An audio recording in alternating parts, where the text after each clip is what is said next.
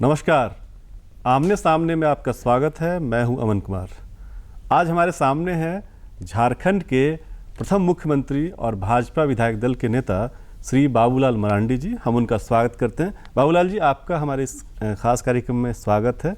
और बहुत दिनों से हमारे दर्शकों की मांग थी कि बाबूलाल जी को बुलाया जाए, क्योंकि ये आमने सामने प्रोफाइल इंटरव्यू है और लोग जानना चाहते हैं आपके बारे में, पॉलिटिकल कैरियर के बारे में, आपकी निजी जो यात्रा रही उसके बारे में। तो हम चर्चा की शुरुआत इसी से करते हैं कि आखिर आपकी निजी यात्रा जो है वो कैसे शुरू हुई। देखो, पहली बात तो निजी यात्रा के बारे में हमें भी बहुत कुछ समझ नहीं आता है कि मेरी यात्रा कैसे शुरू हुई जी। और इसको कभी कभी लोगों को मैं कहता हूँ कि भाई चलते चलते चले आए, पहुँच गए मंजिल में। क्योंकि सामान्यतया जब अपना जो विद्यार्थी जीवन था, तो विद्यार्थी जीवन में हमारा संबंध राष्ट्रीय स्वयंसेवक संघ से, आरएसएस से जुड़ा हुआ और कॉलेज तक जुड़ाव रहा। और उसके बाद उसी समय फिर विश्व हिंदू परिषद से जी फिर जुड़े और बाद में विश्व हिंदू परिषद के ऑल टाइमर के रूप में, पूर्णकालिक के रूप में, मतलब संथाल परगना गिरिडीह से काम करने जी एक योजना से चले गए। संघ की योजना थी। उस समय प्रांत प्रचारक यहाँ शिवशंकर तिवारी जी हुआ करते थे। और फिर गए तो फिर काम में रमते गए। उस समय राम जन्मभूमि आंदोलन, जिसको कहते हैं, चरम पर था।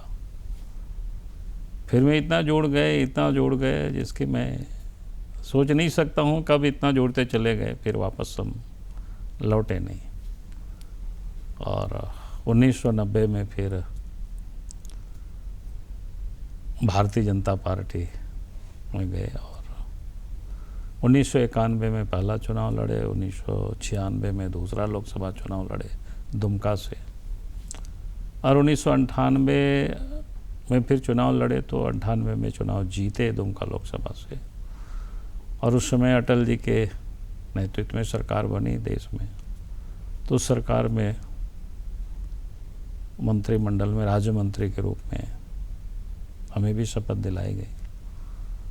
और फिर 13 महीनों के बाद सरकार गिरी। फिर 99 में चुनाव हुआ, फिर दुमका से चुनाव लड़े, फिर जीते और फिर अटल जी के मंत्रिमंडल में राज्य मंत्री के रूप में ही शपथ लिए। और जो विभाग हमारे पास थे 98 से, उसी विभाग में फिर जिम्मेवारी मिली, वन और पर्यावरण विभाग था। जी। और उसके बाद जब 15 नवंबर 2000 को अलग झारखंड राज्य बना, तो फिर वहाँ से लोग कहा कि नहीं, झारखंड में जाकर के काम करो। तो फिर झारखंड चले आए और राज्य के 15 नवंबर 2000 को जब अलग राज्य बना विधिवत रूप से, तो राज्य के मुख्यमंत्री बने। और 28 महीनों तक राज्य के मुख्यमंत्री के रूप में राज्य में काम करने का मौका मिला। तो जो कुछ हम समझ सकते थे, जो कर सकते थे, उस वक्त हमने किया भी। और फिर सरकार चली गई। उसके बाद 2004 में फिर पार्लियामेंट का चुनाव हुआ। तो 2004 के पार्लियामेंट चुनाव में फिर कोडरमा से चुनाव लड़े, जिस क्षेत्र में हमारा जन्मभूमि भी है, यानी संथाल परगना से फिर वापस आए अपने घर की ओर और वहाँ से एमपी बने। 4 में बने, फिर 6 में रिजाइन कर दिए थे, फिर 6 में फिर वहीं से चुने गए, फिर 9 में वहीं से बने। यानी 4 से लेकर के 14 तक कोडरमा लोकसभा से हम सांसद रहे। और 14 के चुनाव में हम हार गए। दुमका से लोकसभा का चुनाव लड़े थे। और उसके बाद 14 से लेकर के 19 तक काम करते रहे। और 19 के चुनाव में फिर विधानसभा, जहाँ से हमारा घर भी है, जहाँ से हम रहते हैं, गांव है, राजधनवार विधानसभा। तो राजधनवार विधानसभा क्षेत्र से विधायक चुने गए और अभी विधायक दल के नेता हैं। सर, एक चीज देखा, अगर आपकी जो राजनीतिक यात्रा है वो आपने जो बताई है, हम लोग जितना आपके बारे में जानते हैं, आपको दुमका, बेसिकली दुमका के लिए आपको संघ ने, भाजपा ने चुना था। उस समय कहा जाता था कि शिबू सोरेन बहुत अपने चरम पे थे, उनका जो पॉलिटिकल कैरियर बड़ा चरम पे था, और वहाँ आपको भेजा गया।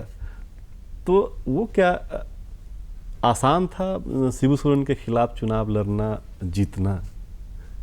क्या अनुभव रहे? नहीं, मैं ये कह सकता हूँ कि 1991 में जब चुनाव लड़े पहली दफ़ा, तो मैं कहूँगा कि 90 में बीजेपी आए थे और 1991 में हमें पार्लियामेंट के वहाँ से चुनाव लड़ाया गया।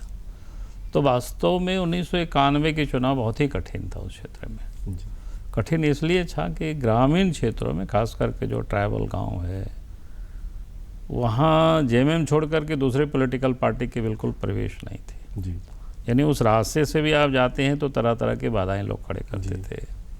यहाँ तक कि 1991 में हमारे साथ चुनाव प्रचार में एक हाट में मीटिंग देख कर रहे थे, तो फिर अचानक लोग हमला कर दिए थे। हमारे साथी को काफ़ी चोट लगे, मैंने खून गिर गया। तो फिर बाकी मीटिंग डिस्पर्स तो क्या हो गई, हाट में मीटिंग चल रही थी। तो कहने का अर्थ है कि उस वक्त वास्तव में बहुत ही कठिन था कि दुमका जैसे क्षेत्र में, खास करके उन ट्राइबल इलाकों में पहुंचना बहुत मुश्किल था। जेएमएम वाले क्या करते थे, दारू पिला करके लोगों को बूथ के बाहर में डुग या तीर धनुष रख करके लोग, यानी 100 मीटर तक तो प्रवेश नहीं था, लेकिन 100 मीटर के दूर तक बाकी लोग कोई वहाँ हिम्मत नहीं करते थे। ये बिल्कुल कठिनाई था। और मुझे लगा कि शायद पार्टी ने उस कठिनाई को देख करके हमें वहाँ से लगाए थे हमें, क्योंकि हमारी स्वभाव को शायद पार्टी को पता था कि ये थोड़ा जिद्दी हैं, ये भागेंगे नहीं, मार खाएंगे तो खाएंगे, लेकिन ये मैदान ये छोड़ेंगे नहीं। तो हमें लगता है कि शायद इसलिए पार्टी ने वहाँ खड़ा कर दिया। और 1996 में वही हालत थी, लेकिन हम मैदान छोड़े नहीं।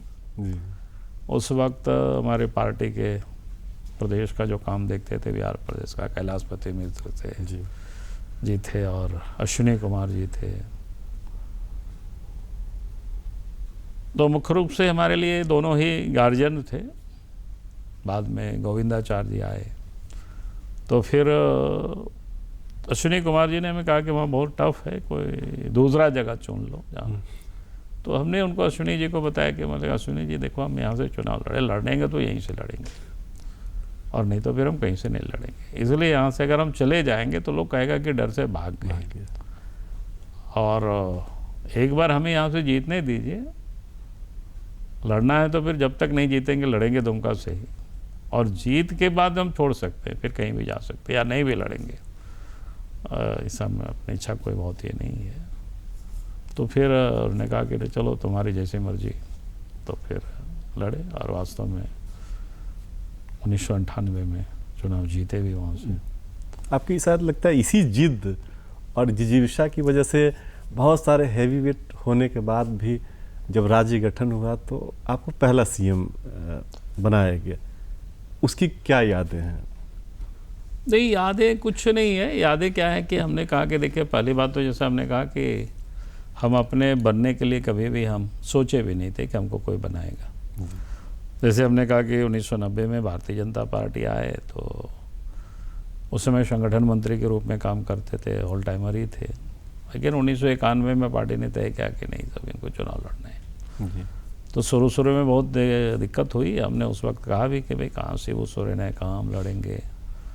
तो फिर उस समय जो हमारे जितना भी जो सलाह देने वाले थे, हमारे जो करीबी मित्र थे संघ में या फिर बीजेपी में, तो सबों ने कहा कि भाई लड़ाई आप नहीं लड़ रहे, विचारधारा की लड़ाई, आप तो एक संवाहक है जी। आप इस बात को दिमाग से निकाल दीजिए कि बाबूलाल मार्ंडी चुनाव लड़ रहे हैं। चुनाव बीजेपी लड़ रही है और एक विचारधारा चुनाव लड़ रही है, और इसलिए आप ये सोच करके चुनाव के मैदान में जाओ और लड़ना है। तो मुझे लगा कि बात तो ठीक है कि भाई हम क्या हैं, हम क्या हैं, हम तो एक किसान परिवार में पैदा लिए थे, सामान्य परिवार में, और यहाँ आकर के पार्टी लड़ा रही है। तो पार्टी की जरूर कुछ अच्छी सोच है और एक विचारधारा की लड़ाई है, हमें उसको आगे बढ़ाना है, उसको लेकर के आगे जाना है। तो हमने कहा कि उसे करते 98 में चुनाव जीते तो हमें कभी हम सोचे भी नहीं थे कि कोई हमको मंत्री बनाएगा। इसलिए नहीं सोचे थे क्योंकि एक तो पहली दफ़ा चुनाव जीत के गए थे और पार्लियामेंट में काफ़ी उम्रदार लोग भी थे, कई एक बार MP जीते हुए लोग भी थे, तो इसलिए हम इसको सोच भी नहीं सकते। और जैसे चुनाव जीतने के बाद सरकार बनने में थोड़ा समय लगती है, समय इसलिए कि जो कि दल के पास बहुमत कंप्लीट नहीं थी, तो बाकी लोगों को जोड़ तोड़ करना मैंने और लोगों से समर्थन लेना। तो फिर हम ऋषिकेश चले गए थे जी। उस समय सोम मारंडी थे, अब तो नहीं रहे। जी जी। फिर राजमहल वाले। हाँ, राजमहल वाले भी, और साहेबगंज से भी थे जी जी जी। एक दो कार्यकर्ता, अभी भी है गणेश तिवारी वगैरह। तो फिर हम सब गंगा नदी में स्नान कर रहे थे, फिर अपना चलते। तो दूसरे दिन मंत्रिमंडल का ओथ होना था, तो इसलिए हम लोग उस दिन चले आए फिर ऋषिकेश से। और मुझे याद है अच्छी तरह से ऋषिकेश में भी जाकर के जो वहाँ ठहरे थे MP के नाते, तो फॉरेस्ट गेस्ट हाउस में ठहरे थे और 2-1 रात ठहरे होंगे फिर वहाँ पर, और चले आए। और रात में हमारे पास अडवाणी जी के ऑफिस से मेरे यहाँ अडवाणी जी खुद हमसे बात किए कि बोला कि कल आपको शपथ लेनी है। तो पहले तो मुझे बिल्कुल भरोसा ही नहीं हुआ कि भैया हम शपथ लेंगे, ऐसे भी है क्या होता है। फिर तो उस समय जो प्रेस वगैरह के जो मित्र थे, मित्र मतलब जो दुमका वगैरह से जो दिल्ली में लोग रहते थे, जिन लोगों से मेरा परिचय था, फिर मैंने उन लोगों को खबर किया। उसमें भी एक प्रेस के मित्र है, अभी दिल्ली में ही है, सीनियर जी। एक मीडिया हाउस में काम करते हैं, नंबर 1 नंबर 2 में होंगे। जी जी जी। तो फिर हम लोग साथे उठते बैठते खाते होते थे। फिर उनको कहीं से उनको भी सूचना थी, तो फिर हमसे पूछा तो हमने कन्फर्म कराया। फिर दूसरे दिन गए, फिर ओथ लिए। अच्छा। तो यानी जिसको कह सकते हैं कोई हम उसके लिए, बहुत लोग जैसा होता है ना मंत्री बनने के लिए लॉबिंग करते हैं इससे उससे, हम तो कभी सोचे भी नहीं थे कि मंत्री बनेंगे, तो मंत्री बना दिया। फिर 99 में भी वही हुआ, चुनाव जीत के गए। तो फिर हमने कभी कहा भी नहीं था कि हमको बना दिया। फिर राज्य बना, मुख्यमंत्री बनने के लिए भी हमने कभी अपने ओर से लॉबिंग नहीं किया। हाँ, एक बार ज़रूर है कि हमें एक बार उस समय अडवाणी जी खास करके सरकार और संगठन दोनों काम को देखते थे। फिर वो हमसे पूछे भी कि वहाँ किनको मुख्यमंत्री बनाया जाए, कब झारखंड राज्य की तिथि ठीक रहेगी। तो हमने उनको दोनों बातें बताया। अभी भी अडवाणी जी तो जी है। तो हमने उनसे कहा कि देखिए, पहली बात तो आप वहाँ के विधायकों को बुला करके पूछ लीजिए, विधायक लोग जो चाहें, या अधिकांश विधायकों की जो इच्छा हो, फिर मुख्यमंत्री उन्हीं को बनाने देना चाहिए, ताकि काम करने में सुविधा होगी, राज्य में काम होगी।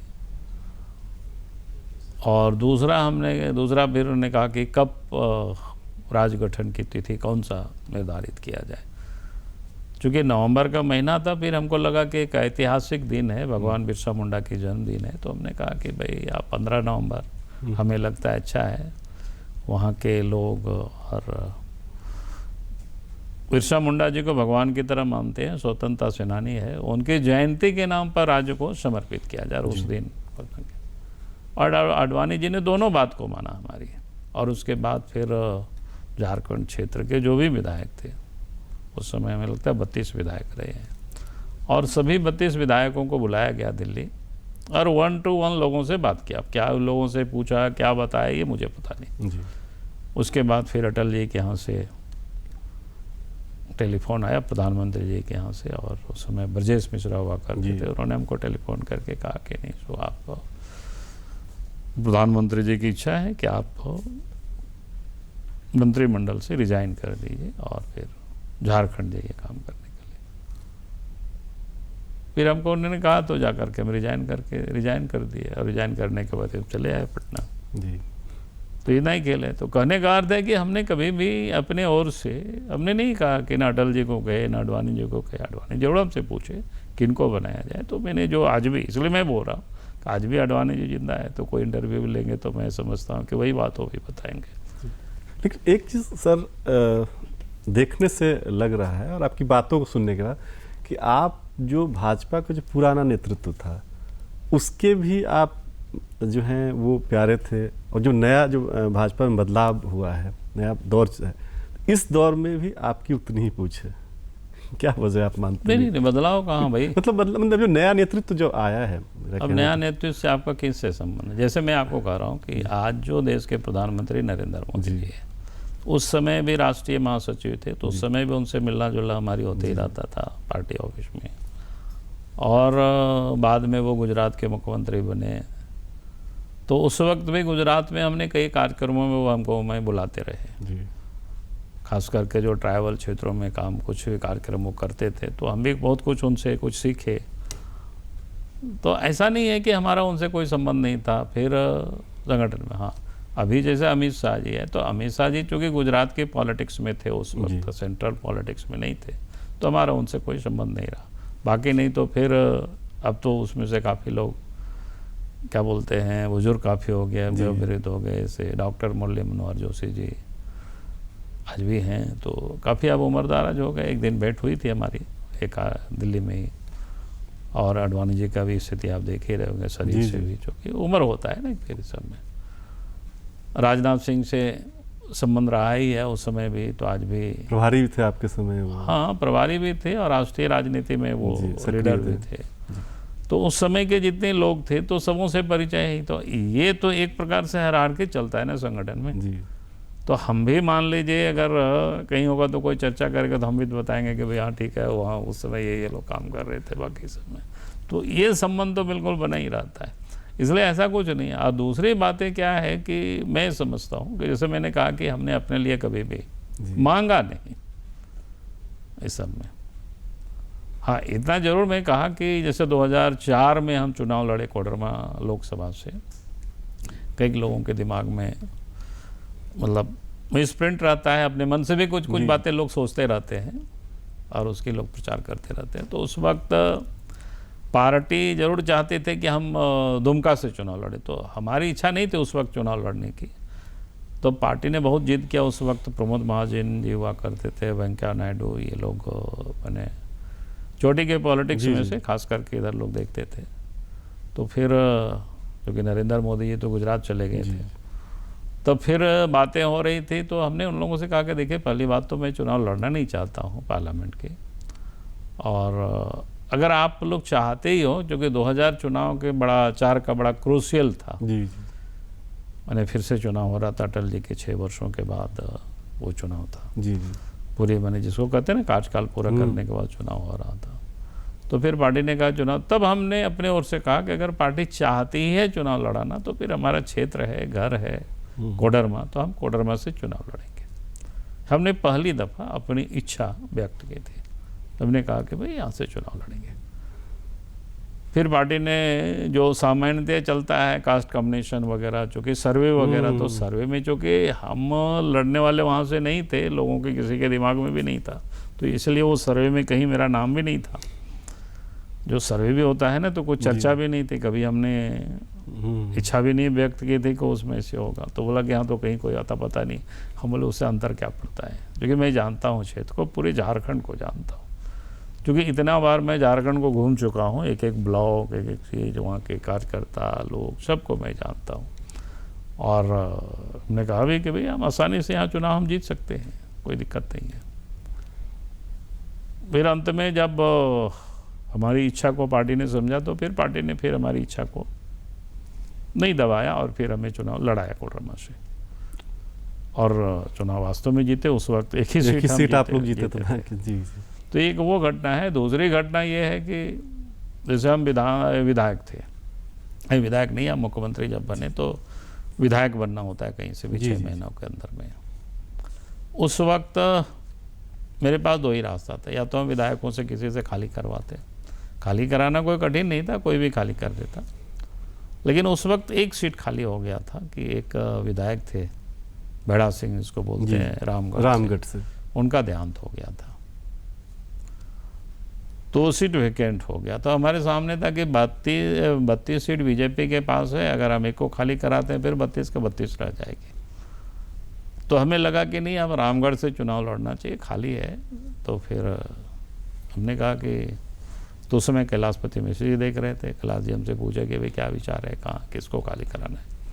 तो हमने कहा कि देखिए कैलाश जी हम सोचते हैं कि किसी को खाली कराने की कोई ज़रूरत नहीं, एक सीट खाली है, मैं वहीं लड़ता हूँ। तो उन्होंने कहा यार देखो वो सीट बहुत टफ है, टफ सीट, एक आध दो बार ही पार्टी जीती है वहाँ से। और तब ने कहा कि देखिए टफ तो है लेकिन लड़ना है, कितना खाली कराएंगे, फिर उसे बात मिला जुला करके वही बचेगा, इसलिए हमने तय कर लिया है कि वहीं से लड़ना है रामगढ़ से।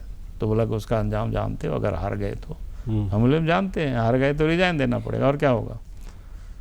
तो बोला कि इतना सोच लिया, तो बोला सोच लिए, ख़त्म बात है, क्या करना है एग्ज़ाम में। तो बोला कि आप सोच लिए तो आपको क्या कहेंगे कि आपको हम समझा भी नहीं सकते हैं। हम बोले कि नहीं समझाने की बात नहीं कैलाश जी, अगर हम नहीं जीत सके तो फिर कोई जीतेगा भी नहीं वो सीट। और हमें नहीं लगता है वैसा है, हम जितना मेरे बुद्धि विद्या है उसको मैं लगाऊंगा कि जीतने के मैं पूरे। और मुझे जहाँ तक समझ है कि हम चुनाव जीतेंगे, चिंता मत करिए, और चुनाव लड़े भी और जीते भी जी। तो कहने का मतलब है कि जहाँ हमें ज़रूरत पड़ा अड़ करके उसमें से करना तो हमने किया भी और जीते भी, ऐसा नहीं है कि नहीं। राजकीय में आप, मुझे लगता है कि कुछ ही ट्राइबल लीडर, मतलब एक अर्जुन मुंडा का है कि वो जमशेदपुर से जीतते थे और दूसरे आप हैं जो जनरल सीट से आप बार बार मतलब जीते हैं। ये मतलब आपकी लोकप्रियता को दर्शाता है। लेकिन एक चीज़ पॉलिटिकल हलकों में एक चर्चा होती है कि शिबू सोरेन परिवार से जब इस बार हेमंत सोरेन जीते तो आके आपको प्रणाम कर रहा था, लेकिन बाद में फिर आपकी सदस्यता रद्द करवाने को लेके और विभिन्न तरह की जो शिकायतें जो हैं वो उन्होंने करवा दी। तो क्या ये पॉलिटिकली जो है वो प्रतिद्वंदिता है या जो ट्राइबल पॉलिटिक्स है झारखंड में उसकी वजह से ही है? अब ये तो वो बताएंगे भाई, ये तो हम नहीं बता सकते ना जी। हमने तो अपने ओर से चुनाव के मैदान में ही हम लड़ते हैं जी। और जैसा मैंने कहा कि विचारधारा की लड़ाई लड़ते हैं कि भाई जनता हमारी बातों को समझेगी, हमारे विचारों को समझेगी, हमारी मैंने पार्टी की, जी। तो फिर साथ देंगे। अगर हम नहीं समझा पाए तो नहीं साथ देंगे। तो फिर बाकी जगहों पर सामान्य जो शिष्टाचार होता है, मिलना होता है, तो आज भी मिलते हैं। तो आज भी जो संथाली रीति रिवाज से जो प्रणाम होता है वैसे वो भी करते हैं और करना भी चाहिए। और हम भी लोगों को बताते हैं कि आप जैसे 2-3 बातें मैं कहता लोगों को कि भाई मैं पॉलिटिकल वेंडिक्ट होकर के कभी भी मैं नहीं सोचता हूँ। आज भी झारखंड में किसी भी दल के लोग हम सबों से मिलते हैं और लोग भी हमसे मिलते हैं। और मैं भी लोगों से कहता यार हमारे लायक अगर कुछ आपको काम है, आज भी कुछ लगता हो तो आप हमको कह सकते हो। अब जैसे मान लो भारतीय जनता पार्टी है तो देशव्यापी पॉलिटिकल पार्टी है, कहीं किसी को कोई ज़रूरत होती है किसी भी प्रकार की तो हमें लोग बताते हैं। तो फिर वहाँ के जो हमारी इकाई होती है मैं उनसे बात करता हूँ, यार जितना सहयोग हो सकता है करो। वो मेरे पार्टी को साथ दिया नहीं दिया ऐसे कोई मतलब नहीं है कि भाई व्यक्ति है, हम चाहते हैं कि उसको मदद करना चाहिए।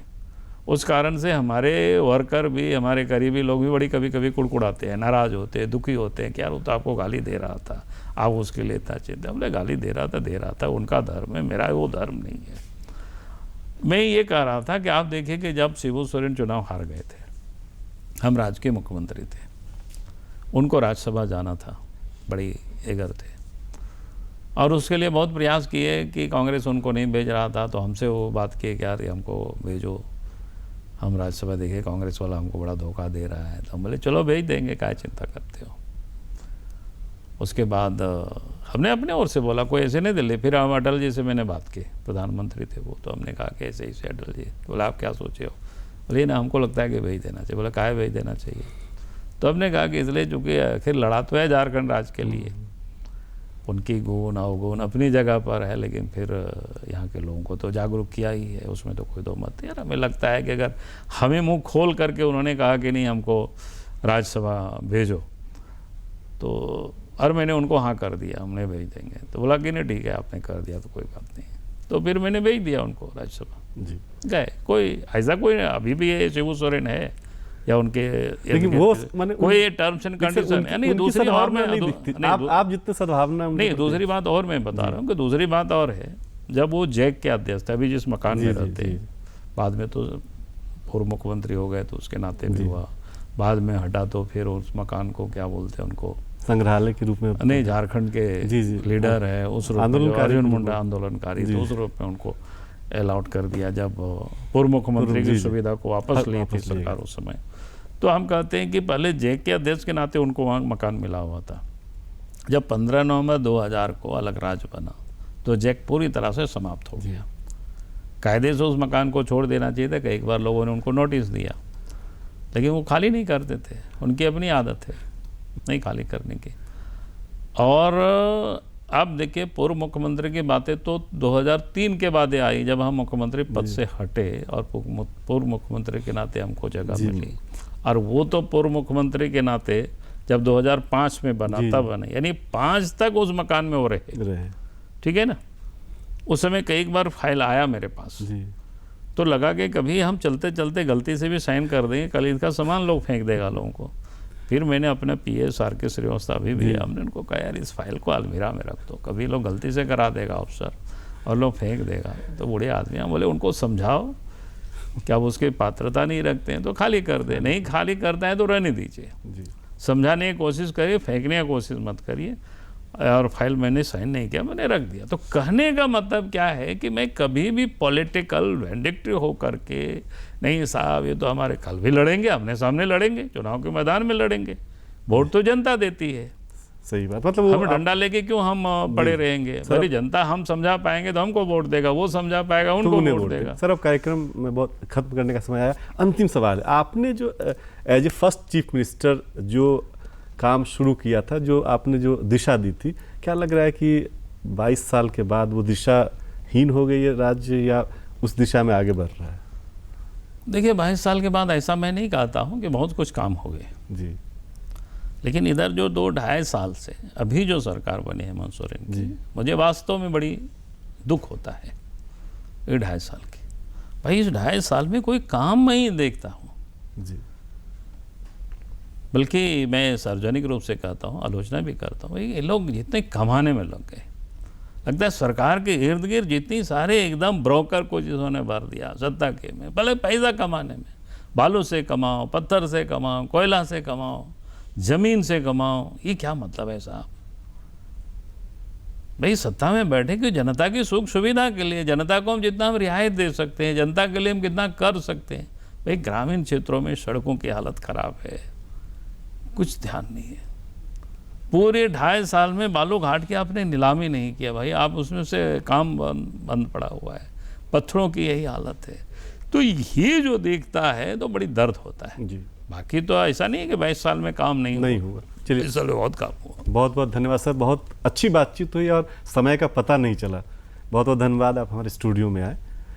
ये थे बाबूलाल मरांडी, इन्होंने अपनी निजी यात्रा से लेकर राजनीतिक यात्रा के बारे में विस्तार से बताया। अगले सप्ताह फिर किसी दूसरे शख्सियत के साथ चर्चा करेंगे, तब तक के लिए पूरी टीम को आज्ञा दीजिए। नमस्कार।